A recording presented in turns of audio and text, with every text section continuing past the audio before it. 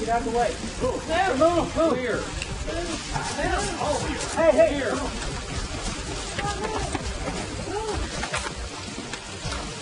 여기서 밀고 들어가니까 서로끼리 자기들끼리도 비키라 그러고 뭐 나오라 그러고 뭐 우리 말로 헤이 여러 나올 수 있는 말들은 욕 빼고는 다 나온 것 같더라고요.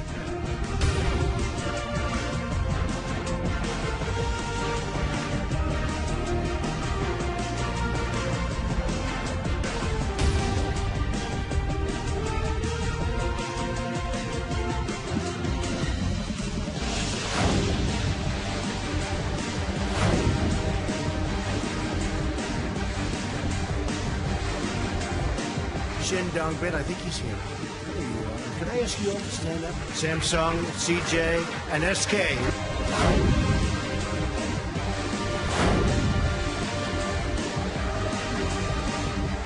And I must tell you also, I said, what is that beautiful building? And that was your great tower.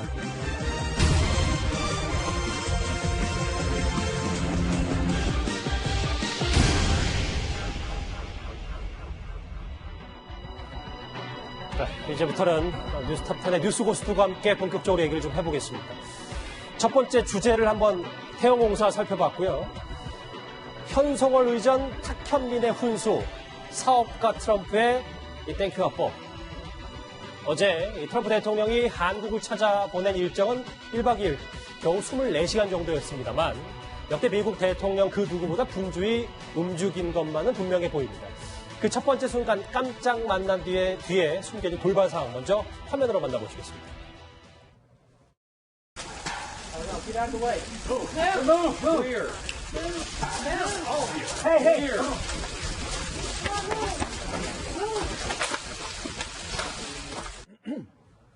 자, 지금부터는 북미 정상회담과 관련해서 여러 뒷얘기들이 참 많아요. 어제 그 깜짝 회동 말고도 여러 가지 얘기들이 있는데 먼저 이현정 의원님. 네. 지금 화면으로도 봤는데 네. 이 정상회담 치고는 상당히 어수선하단 말이죠. 그렇죠. 뭐 제가 본 정상회담 중에서는 가장 어수선한 정상회담일 것 같아요. 뭐냐면 특히 이제 미국 대통령과 김정은 위원장, 어떤 면에서 가장 이제 폐쇄적인 국가의 지도자 아니겠습니까? 이 두 사람이 나타난 것은 굉장히 오랫동안의 준비가 필요합니다. 더군다나 경호 상황에 있어서 굉장히 큰 준비가 필요하고, 원래 이제 그 트럼프 대통령 같은 경우는 이게 외부에 나갈 때는 안에 방탄조끼 같은 걸 반드시 입어야 돼요.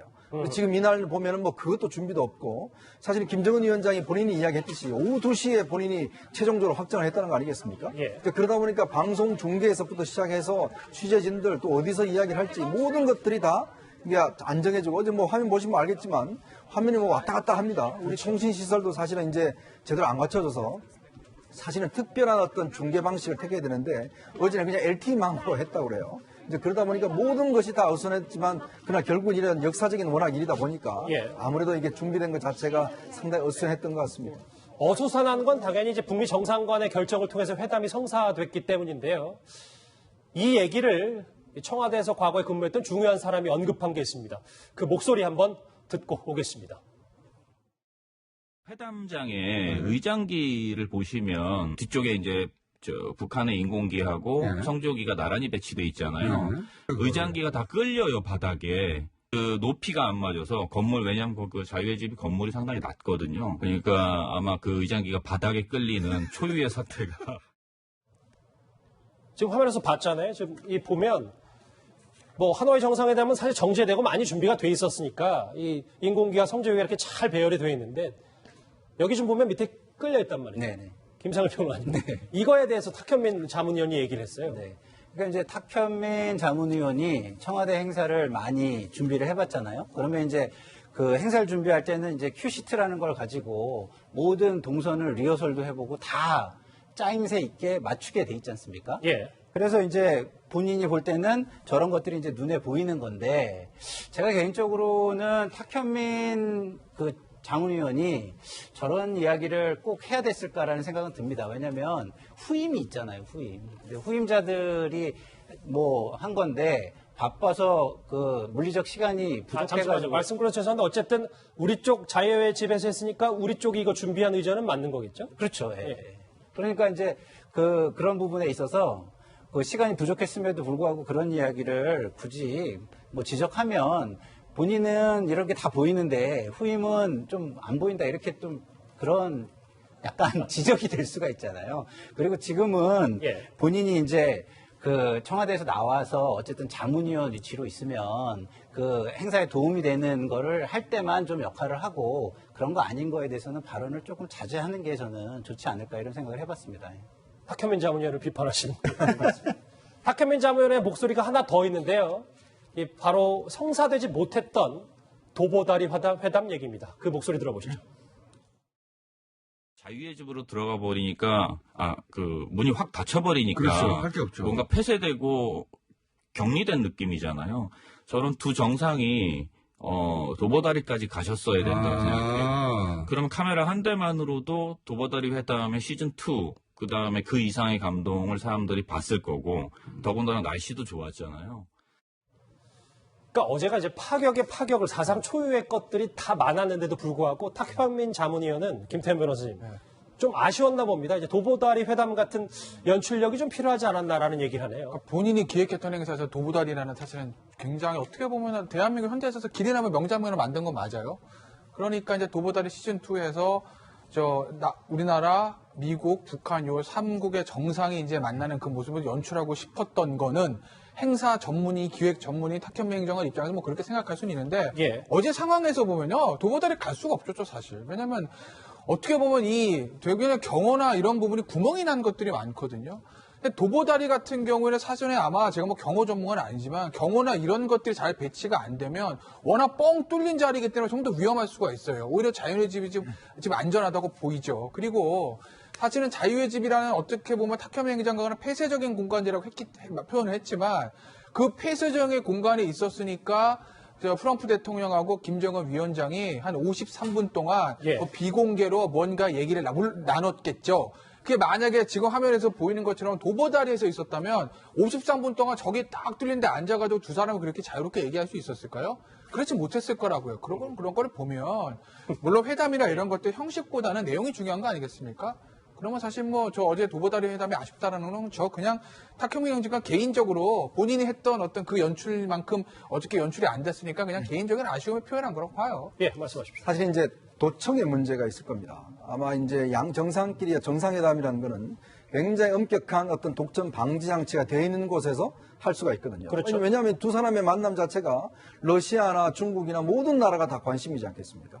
그렇다면 이 두 사람이 무슨 얘기를 나누는지를 다 관심일 테니까 어떤 면에서 보면 뻥 뚫린 공간에서 할 경우에 사실은 이제 문재인 대통령과 김정은 위원장의 도보다리 회담도 원래는 그냥 잠깐만 하는 것이었어요. 그러나 이 이야기가 이제 진행되다 보니까 오래되다 보니까 사실 이벤트적으로는 어떤 면에서 성공한지 모르겠지만 이게 어떤 형식적으로 보면 굉장히 문제가 있는 회담입니다.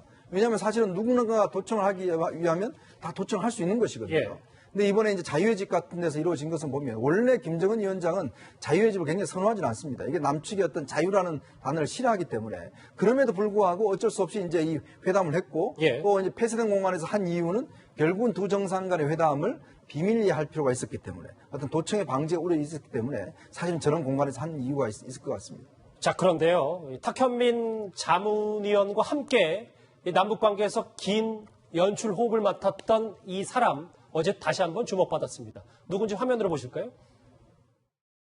끝나고 이제 인사잖아요. 인사는 어쨌든 센터에 계시니까 또 여기 맞춰가지고 다 같이 일단 먼저 한번 15분 안에 정리하세요.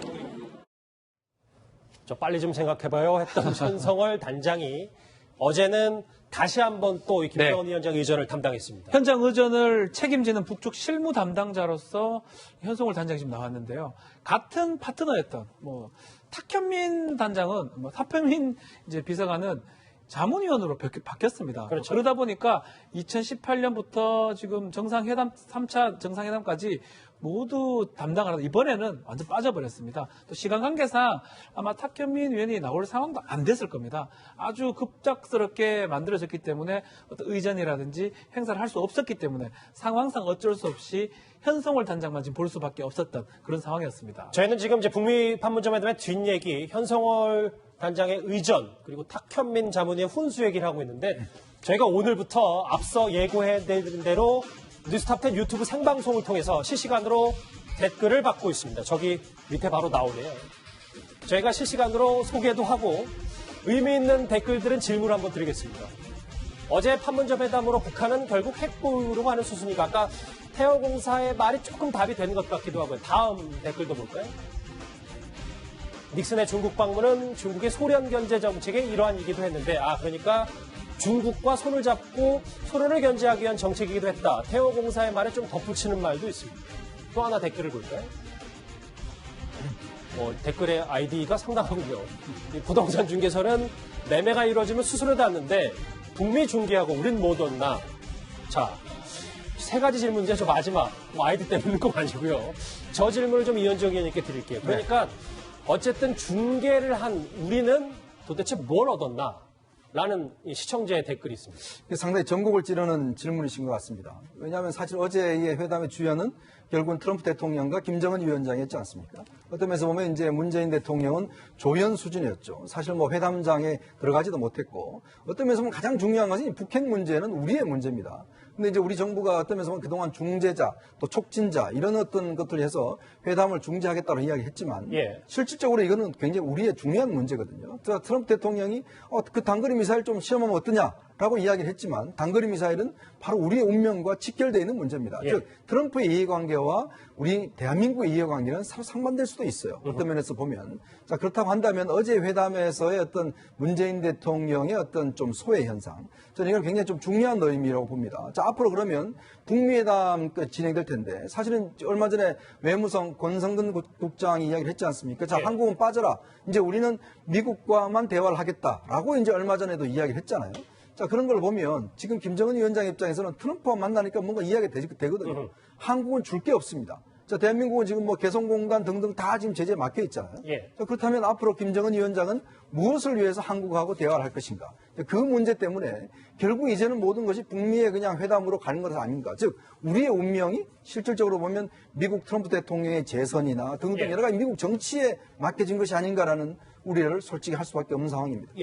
제 생각에는요, 우리가 얻은 게 있지요. 왜냐하면 그 평화라는 것이 가장 중요한 거 아니겠습니까? 우리한테.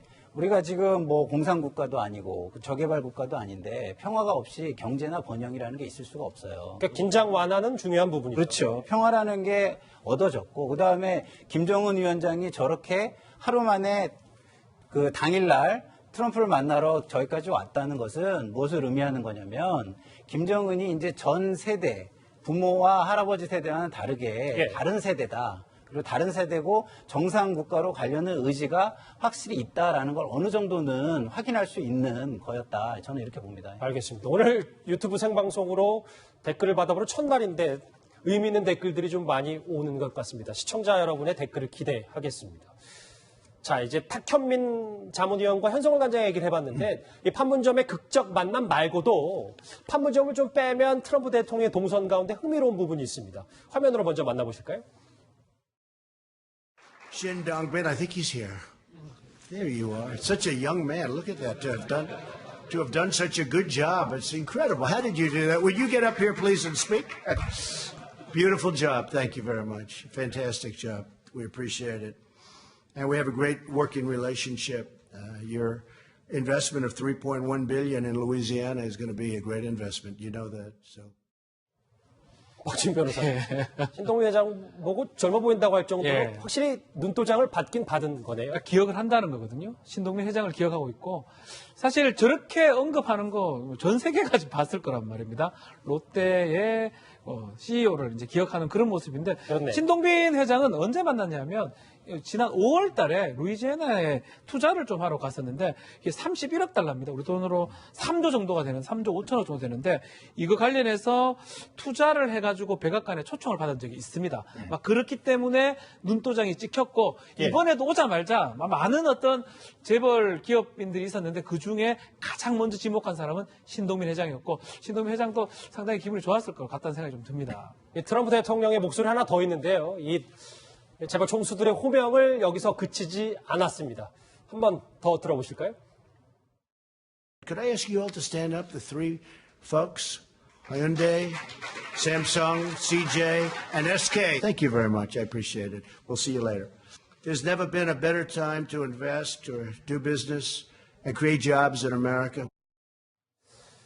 위원장님, 제가 그리 많은 미국 대통령들을 본 건 아닌데 트럼프 대통령은 좀 뭔가 다른 것 같긴 합니다. 사실 어제 회담이 간담회였어요. 근데 간담회인데 사실 트럼프 대통령 연설만으로서 끝나버렸습니다. 더군다나 어제 같은 경우에 사실 뭐 학교 선생님이 학생들 일어나 보라는 이야기 마찬가지로 자 삼성, 연대 자 일어나 보세요 라고 이제 한 것이거든요. 그러니까 사실 어제 트럼프 대통령의 기업인과의 만남은 철저히 계산된 만남이었습니다. 어제 온 기업인들 같은 경우는 미국에 투자를 했거나 투자를 계획하고 있는 회사들만 이제 CEO들만 초청이 됐거든요. 그건 뭐냐면 지금 트럼프 대통령은 경제인 출신입니다. 즉 미국 경제를 위해서 누가 도움이 되는가를 아는 거죠. 어제 이제 온 이 CEO들 같은 경우는 다 그런 것이었고 또 특히 신동민 회장 같은 경우는 중국에서 사드 보복 때문에 중국에서는 거의 철수를 했어요. 그 돈으로 사실은 지금 미국에다 투자를 한 거거든요. 어떤 면에서 보면 그걸 상징적으로 이야기하고 있는 것이죠. 그러니까 어제 모임 자체에서 저렇게 이야기한 거는 앞으로 미국에 투자 많이 해라. 그리고 내가 보니까 다들 공장들 괜찮고 건물 좋던데 왜 미국에 있는 거 안 하느냐. 라는 식으로 이제 압박을 넣은 거기 때문에 아마 재벌 총수들은 돌아가면서 마음속으로 도대체 트럼프 대통령의 저 이야기가 뭔가 이거 미국에 더 하라는 건가 아마 그런 고민들을 많이 했을 것 같습니다. 트럼프 대통령의 이 목소리들이 참 흥미로워서 저희가 준비된 게 하나 더 있습니다. 한번 같이 집중해서 들어보시죠. And I must tell you also, I said, what is that beautiful building? And that was your great tower. Latte Tower was beautiful, but that's a beautiful tower, and I know it's done very well. Congratulations. Beautiful job. 롯데타워를 언급하는 그렇죠. 이유는 뭘까요? 본인도 부동산 재벌이었잖아요. 트럼프 타워, 예. 한국에도 트럼프 타워가 몇 개 있는데 예. 전 세계적으로 뭐 상당한 부동산을 보유하고 있었는데 아마 한국에 오자마자 롯데타워, 롯데월드타워는 막 딱 눈에 띄었을 겁니다. 공항에 내렸을 때도 마찬가지고 그렇죠? 서울 시내 어디 있든 간에 보이기 때문에 자신이 추구하는 벽돌이 아닌 유리로 된 건물, 유리창으로 된 건물, 그래서 눈에 딱 띄는 건물. 그렇기 때문에 아름답다고 했고 본인의 어떤 마인드하고 맞아떨어졌다고 생각이 들어요. 그러다 보니까 롯데월드타워에 대해서 동질감을 느끼고 그것을 계속적으로 부각하고 또 신동빈 회장이 뺏었기 때문에 오히려 감탄했다고 얘기를 했을 것 같습니다. 자, 저희가 이 판문점 깜짝 회동 말고 다른 부분도 있었다는 걸 좀 얘기하기 위해서 저희가 이 주제를 준비했는데 김상일 평론가님. 네. 근데 이거는 정리해야 될 것 같아요. 왜냐하면 트럼프 대통령이 오히려 이 김정은 위원장과 여러 가지 얘기보다 이 부분에 방점을 두고 실속은 다 챙겨갔다는 평가가 있어서요. 뭐 김정은 위원장과의 회동도 재선을 앞두고 사진 한 장을 건졌으니까 충분한 효과를 본 것이고요. 거기에 더해서 경제 세일즈 외교를 확실하게 하고 간 것이죠. 왜냐하면 그 지난번에 문재인 대통령이 방미를 할 때 경제 사절단이 같이 따라갔습니다. 방미단이. 그때 한 120억 불 정도인가요? 그때 투자를 약속을 기업들이 다 했어요. 그런데 그거를 잘 투자되고 있는지 점검도 하는 느낌도 들고 그리고 거기에 더해서 투자를 좀 더 해라. 지금이 적기다라고 압박하는 느낌도 들지 않습니까? 그러면서 화해의 그 이야기를 하지 않을까 굉장히 긴장하는 사람들을 기분 좋게 만들면서 동시에 압박하는 그런 전략을 써서 그 말씀하신 대로 플러스 알파를 아주 톡톡히 얻어가는 세일즈 외교를 했다 이런 생각이 듭니다. 알겠습니다.